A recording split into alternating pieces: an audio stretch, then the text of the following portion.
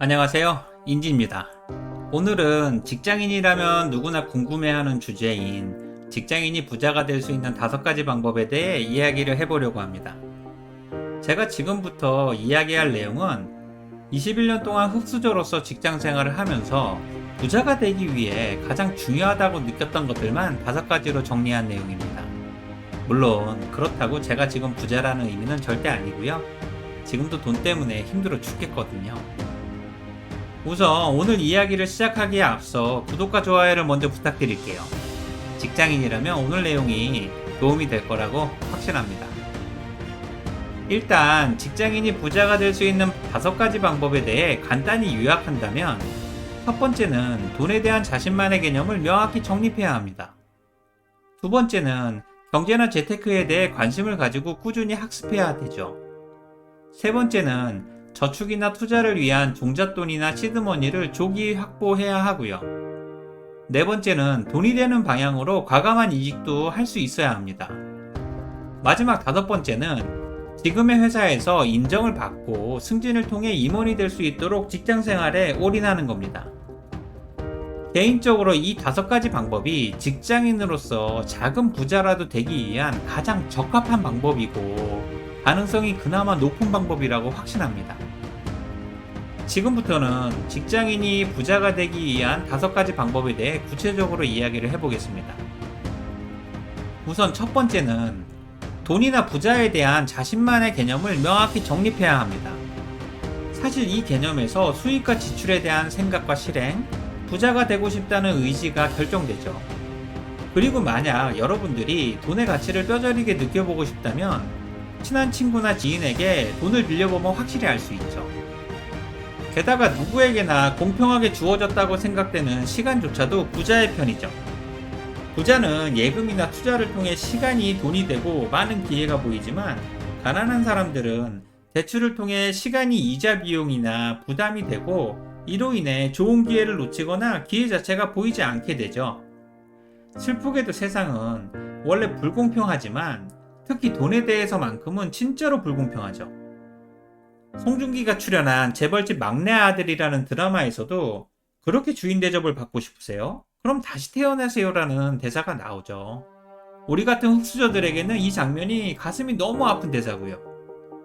그만큼 돈이나 경제력은 모든 가치의 기준이자 직장인에게는 직장 생활을 계속 해야만 하는 절실한 이유고요. 하지만 그럼에도 불구하고 만약 절약이나 저축보다는 오늘의 행복이 더 중요하다고 생각한다면 카푸어, 호캉스, 오마카세, 명품 쇼핑 등을 과감하게 하시면 됩니다. 저는 그래도 전혀 문제가 없다고 생각하거든요. 직장인 정도 되면 자신의 행동에 대해서 스스로 선택하고 책임질 수만 있으면 되니까요. 어쨌든 돈에 대해 자신이 어떻게 생각하고 행동할지에 대한 명확한 개념 정립이 반드시 필요합니다. 개인적으로 열심히 절약과 저축, 투자와 개인 사업을 하는 이 모든 행위들이 정답이 아니라고 저는 생각합니다. 솔직히 세상에 정답이 어디 있나요? 언제 죽을지도 모르고 직장 생활에서도 정답이 없으니까요. 스스로의 정답과 책임질 수 있는 행동을 선택할 수만 있기만 하면 된다고 생각합니다. 그러니 누군가에게 무책임하고 쓸데없는 조언에 끌려다니지 마시고요. 부자나 돈에 대한 생각을 스스로 명확히 정립하고 행동하시길 바랄게요. 그리고 두 번째는 경제나 재테크에 대해 많은 관심을 가지고 꾸준히 학습해야 합니다. 쉽게 말하면 돈에 대한 자기개발이고 충분한 시간과 노력이 쌓여야 하는 거죠. 당연히 직장인으로서 충실한 직장 생활은 기본이고요. 그래서 일단 지금처럼 회사 일만 죽어라 해서는 부자가 될 수 없구나라는 사실을 빨리 깨닫고 추가 수익원이나 미래 수익원 발굴 노력을 적극적으로 해야만 하죠. 대한민국 직장인이라면 주식이나 금융, 이자, 부동산이나 경매 등 이에 대한 기본적인 이해는 필수적이고요. 이건 대학 전공이나 업무와는 전혀 상관없는 공통 필수 주제죠. 그리고 개인적으로 투자 관련 이야기에서 가장 싫어하고 어처구니 없는 말이 하나 있는데 그 말은 절대 잃지 않는 투자를 해야 한다는 말이죠. 야구 선수에게 무조건 살아서 나가라고 말하는 것과 동일하고요.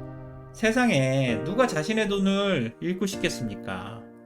이러한 말들은 전부 결과론이고 상대방에 대한 배려가 부족한 잔인한 말들이죠. 하지만 세상은 승자만 잔인하게 이야기를 하고 패자들은 이미 죽었거나 숨을 죽이고 있어서 아무 말이 없죠. 그래서 우리에게는 이런 잔인한 말들만 계속해서 들리게 되는 거고요. 그렇다면 직장인인 우리는 왜 경제나 재테크 공부를 해야 할까요? 당연히 부자가 되고 싶기 때문이죠. 물론 공부를 열심히 한다고 해서 부자가 된다는 보장은 없지만 공부를 하면 부자가 될 수 있는 확률이 최소한 1%는 올라가죠. 게다가 공부 자체가 투자 수익률을 올려준다는 확신은 없지만 최소한 몰라서 어처구니 없이 손해보는 위험은 방지할 수가 있죠. 그리고 우리는 어렵고 힘들게 모은 돈을 절대 잃어서도 안 되고요. 당연히 예금이자 이상의 추가 수익률도 필요하죠.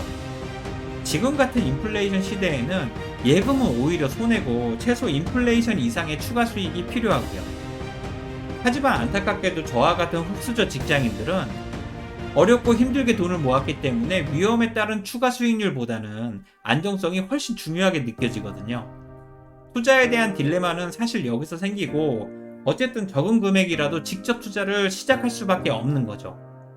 이에 따라서 경제나 재테크에 대한 공부도 당연하게 해야만 하고요. 오히려 지금은 공부를 제대로 하지 않으면 뒤처지는 시대이기도 하잖아요. 특히 요즘은 아무리 가난하고 힘들어도 부자의 눈과 생각을 무조건 배워야만 하죠. 부자처럼 생각하고 부자처럼 행동해라라는 말처럼 부자 동료나 친구들에게 돈에 대한 마인드를 꾸준히 학습도 해야 하고요. 하지만 자칫하면 질 나쁜 친구들로 인해서 함께 강남으로 못 가고 지옥으로 더 갈 수 있으니까 항상 조심해야 하죠. 결론적으로 지금 이 시대의 모든 직장인들은 경제와 재테크 공부를 꾸준히 하고 모든 투자 결과는 자신의 책임임을 확실히 이해하고 투자를 해야 합니다. 세상의 모든 기회는 준비된 사람들에게만 보이고 온다고 하잖아요. 그러니 경제와 재테크 공부를 하는 것이 다가올 기회를 위한 준비라고 생각하시면 될 것 같습니다. 지금까지 직장인이 부자가 될 수 있는 5가지 방법 중 2가지, 돈에 대한 명확한 개념 정립과 경제와 재테크 학습에 대해 이야기를 했습니다. 그리고 다음 영상에서는 직장인이 부자가 될 수 있는 5가지 방법 중 다른 3가지 방법에 대해 이야기를 하겠습니다. 오늘 내용에 대해 공감이 되신다면 구독과 좋아요를 부탁드릴게요. 지금까지 직장인의 멘토 인지였습니다. 고맙습니다.